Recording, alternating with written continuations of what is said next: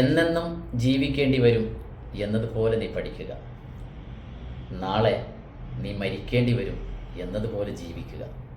പ്രിയപ്പെട്ടവരെ, തൻ്റെ തന്നെ ഈ വാചകങ്ങളെ ജീവിതത്തിൽ പകർത്തിക്കൊണ്ട്, അന്വർത്ഥമാക്കിക്കൊണ്ട്, പ്രാവർത്തികമാക്കിക്കൊണ്ട്, കാലഘട്ടങ്ങൾക്കപ്പുറത്തേക്കും തൻ്റെ ആദർശങ്ങളുടെ കയ്യൊപ്പ് ചാർത്തിക്കൊണ്ട് കടന്നുപോയ നമ്മുടെ പ്രിയപ്പെട്ട രാഷ്ട്രപിതാവ് മഹാത്മാഗാന്ധിജിയുടെ ജന്മദിനത്തിൽ ഗാന്ധിജിയെ ഓർക്കുമ്പോൾ, ലോകം അടക്കി വാണിരുന്ന ഒരു സാമ്രാജ്യത്വ ശക്തിയെ ലോകം അന്ന് വരെ ദർശിച്ചിട്ടില്ലാത്ത തൻ്റെ നൈതികവും ദാർശനികവുമായ സമരമാർഗത്തിലൂടെ അക്രമങ്ങളില്ലാതെ, പീഡനങ്ങളില്ലാതെ, യുദ്ധങ്ങളില്ലാതെ സത്യത്തിൻ്റെ ശക്തിയും അഹിംസയുടെ മഹത്വവും ലോകത്തിന് വിളിച്ചു പറഞ്ഞു കൊടുത്തുകൊണ്ട് നമ്മുടെ രാജ്യത്തിന് സ്വാതന്ത്ര്യം നേടിത്തന്നു.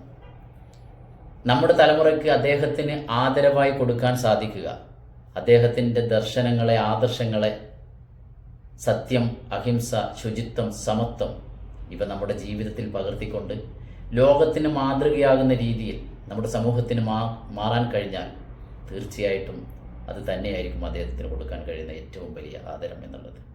അത് വിപ്ലവകരമായൊരു മാറ്റം നമ്മുടെ ജീവിതത്തിലും രാജ്യത്തിനും ഉണ്ടാകുമെന്നുള്ള കാര്യത്തിൽ തർക്ക വിഷയമേ അല്ല. തീർച്ചയായിട്ടും നമുക്ക് ഓരോരുത്തർക്കും അതിന് സാധിക്കട്ടെ എന്ന് ആഗ്രഹിക്കുന്നു.